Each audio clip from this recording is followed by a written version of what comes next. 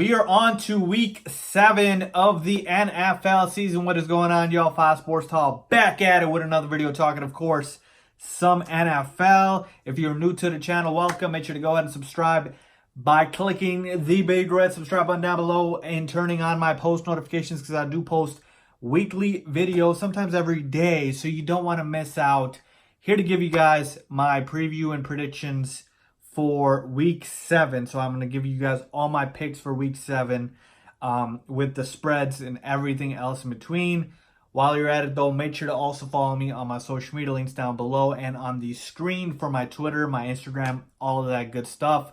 So let's quickly talk about week 6 real quick, give a recap, and then get into my week 7 picks. So to put it simply, week 6 was awful. It was atrocious. It was just flat out bad.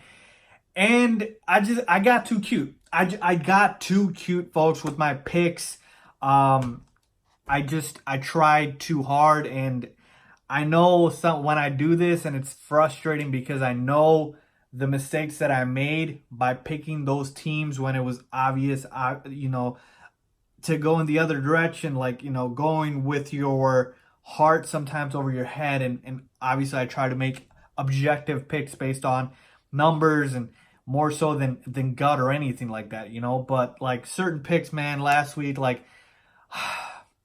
had the Eagles beating the Vikings on the road, but Minnesota was so good at home. I should have stuck with the Vikings. And then thinking that the Titans would beat the Broncos in Denver, that was a little rich as well. And then, maybe this one, I don't know if I should regret it, but Dallas losing to the Jets, but that had like disaster written all over it because Sam Darnold was coming back.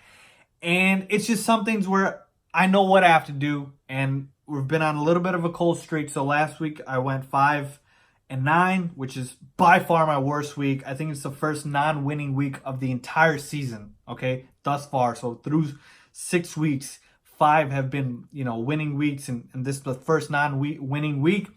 But again, like I said, 1 or 2 games, and I'm positive, and we're talking about, a whole different story. So with that being said, I'm going to try to not get too cute for week 7. My overall record, though, on the year, after even last week's debacle, is 52-36-1. Okay, so still decent, but obviously I really, really want to improve on that. So with that being said, going to try to correct the mistakes from last week.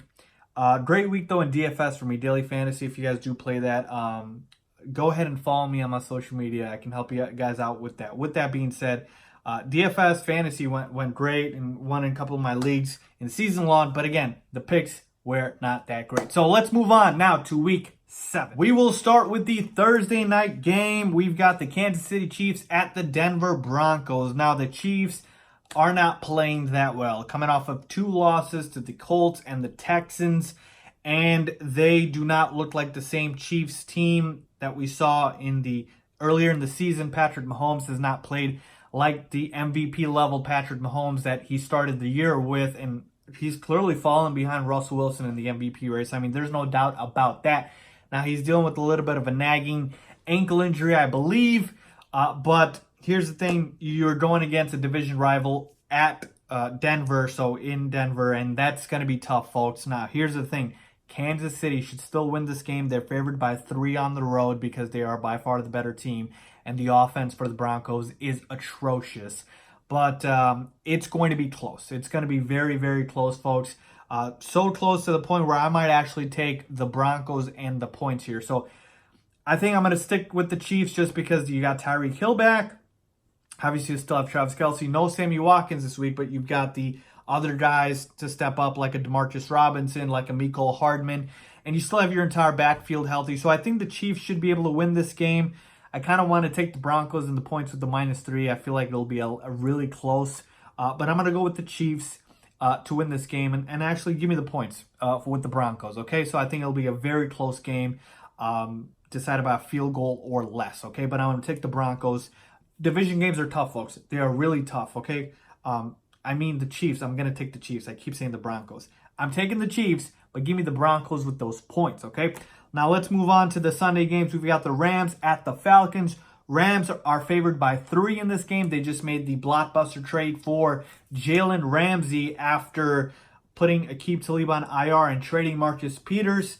So now, if Jalen Ramsey plays this week, you got to expect him to shadow Julio Jones, which is going to take Julio out of the game. Now, again, 50-50 proposition. You're talking about arguably the best wide receiver versus the best cornerback.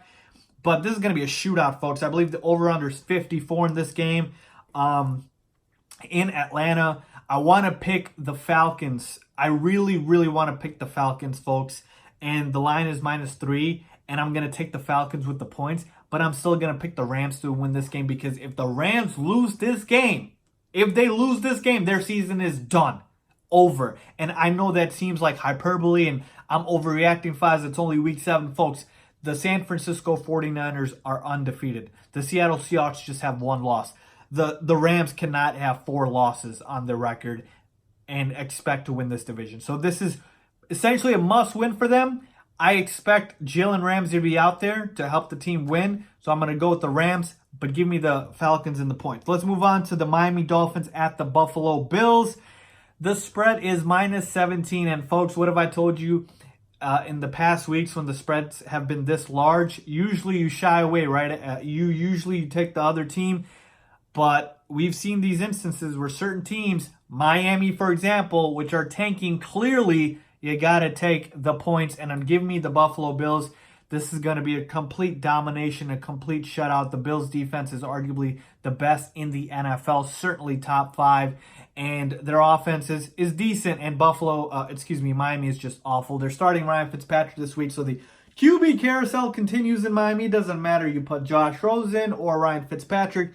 They're both going to get absolutely hammered. Give me the Buffalo Bills and the 17 points. I'll take that, folks.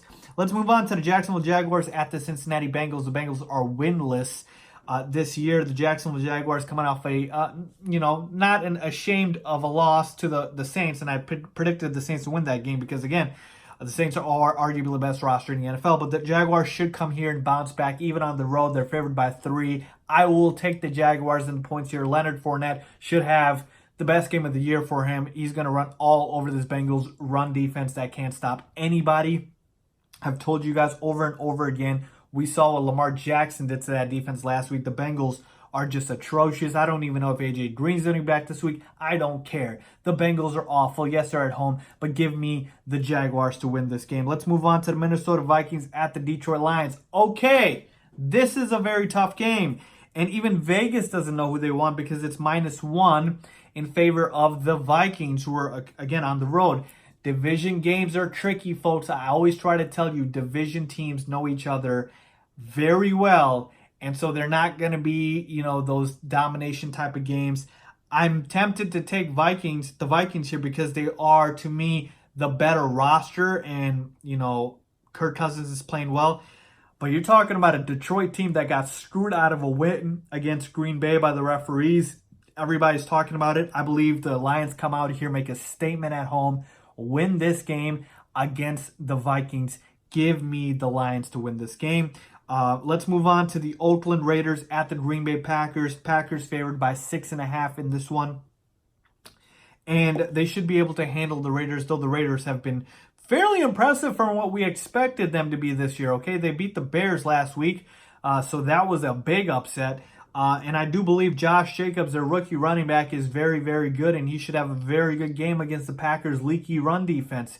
Darren Waller, their tight end, is really talented as well. I think it'll be close. I'll take the points, honestly. 6.5 is a little too much. Give me the points. But I think the Packers, again, they should be able to win this game just because they're at home and they're the better team. Though I will say this, no Devontae Adams, possibly no Geronimo Allison, maybe no Marquez Valdes-Scantling. So you're talking about literally the rookie receiver. I don't even know if he's a rookie, but the receiver that stepped up, Lazard, and then Jimmy Graham, and you got the running backs out of the backfield in Aaron Jones and Jamal Williams. This is literally a bet on Aaron Rodgers. That's it. So give me the Packers to win this game, but I'll take the points with the Raiders. Let's move on to the Houston Texans at the Indianapolis Colts. The Colts are favored in this game somehow by 1 point. Again, they're at home, so I guess that's why. But here's the thing, folks. So the Colts have, for the most part, been more impressive than I thought. They've proved me a little bit wrong. Now, I did pick the Texans to win this division, so again, the Texans are still doing quite well, and they just beat the Chiefs. I'm going to take the Texans to win on the road here, folks. Deshaun Watson hasn't gotten sacked in 2 games. He's been playing out of his damn mind. He's kind of entered and crept up into the MVP conversation, and he deserves it. So give me Deshaun Watson even on the road. I think he can get it done. I just don't think the Colts have enough weapons to keep up with the Texans offense. I believe Hopkins, Fuller, maybe Kenny Stills is back this week. You still got Kiki QT. Even the tight ends are getting involved. Carlos Hyde is running out of his mind. They could absolutely put on a offensive clinic here. So give me the Texans to win this game. Let's move on to the Arizona Cardinals at the New York Football Giants. The Giants are favored by 3 in this one, and this is going to be a shootout for bad teams, okay? But the good part is we're going to have Saquon Barkley back this week. Evan Ingram's going to be back this week for the Giants, but no Sterling Shepard, I believe. He's still in concussion protocol. But Daniel Jones should have a very good game here. Cardinals offense is, defense is awful. It's a Swiss cheese defense with so many holes everywhere. He should be able to get whatever he wants. Saquon's going to go off. Evan Ingram's going to go off. But in that same token, the other side, Kyler Murray, he's playing out of his mind. He should have a great game as well because the Giants defense can't stop anybody. David Johnson should have a great game. Larry Fitzgerald, old reliable, should have a great game. Christian Kirk is expected back this week. So again, both teams should just be able to score because nobody can stop anybody, okay? But I got to pick a winner, right? And the Giants are at home. They're favored by 3. I'll take the Giants in this one just because of that, and they're getting Saquon Barkley back. So give me the Giants to win this one, but I'll take the Cardinals and the points. I think it'll be a very, very close game. I'm thinking like, 35-34, something along those lines. Let's move on to the 49ers at the Redskins. I don't want to do too much analysis here. The spread is -10 in favor of the 49ers. I've been harping to you guys. The 49ers defense is legit, and their offense is very good as well because of course, Kyle Shanahan. This should be a rout, an absolute blowout. It shouldn't be close. I get the Redskins are at home, but they will not be able to do anything against this 49ers front. Case Keenum's going to be on his back. Adrian Peterson's going to get stuffed. It's going to be a route in this one. Give me the 49ers and the points. Let's move on to the Los Angeles Chargers at the Tennessee Titans. The Titans make a quarterback change by benching Marcus Mariota, starting Ryan Tannehill. They're at home favored by 2 in this one, but I'm not buying it, okay? I don't believe they should have benched Marcus Mariota. Ryan Tannehill isn't much of an upgrade here. I believe the Chargers bounce back here. I believe the receivers for the Chargers and Keenan Allen and Mike Williams should be able to get a little bit of themselves going against the secondary for the Titans, which isn't very good. And can the Chargers please stop forcing Melvin Gordon, carries and forcing him down teams' throats because he's not playing well. Austin Eckler has clearly been the superior back. Go back to Eckler, please, okay?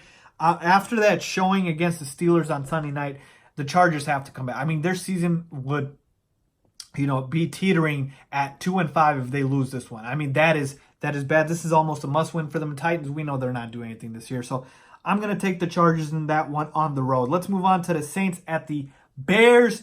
The line is -3.5 in favor of Chicago, and I made a completely separate video for this. You guys can go check it out. I do have the Bears winning this game, I believe, by a final score of 24-23. So I'll take the Bears to win, but the Saints with the points. It's going to be a very, very low-scoring game. 2 very, very good defenses.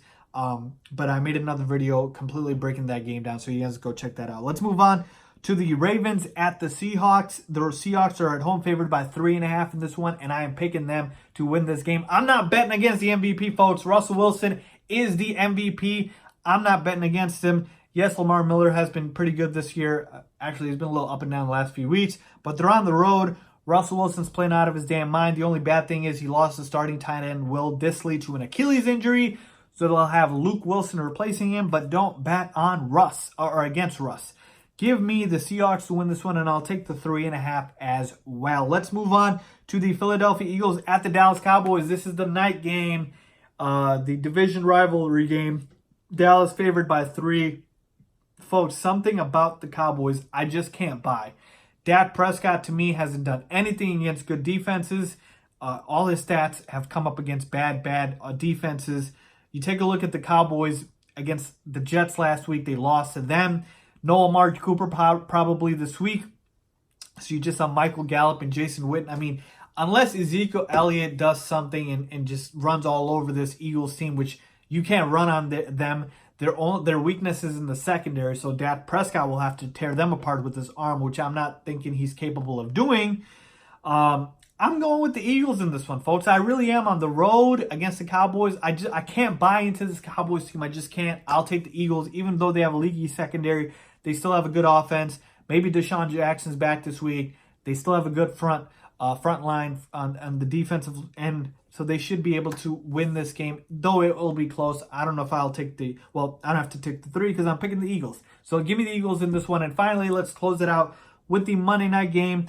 The Patriots at the Jets. Now the line is -10 in favor of New England. The Patriots should win this game. They're just a better team. We know that. But give me the Jets with the points, folks. Sam Darnold's back changes everything. This Jets team is talented, folks. They've got Sam Darnold, Le'Veon Bell, Jamison Crowder, Robbie Anderson, and good defensive players in Leonard Williams and guys like, that on the defensive side of the ball. So the Jets team isn't no joke. They just didn't have their starting quarterback. Okay, that's why they were awful the past couple of weeks. So I think they can make this a game, keep it close. So give me the Jets with the points, but the Patriots win this game overall. So there you have, folks, my picks and predictions for Week 7 of the NFL season. Let me know if you guys agree or disagree. As always, thanks for watching.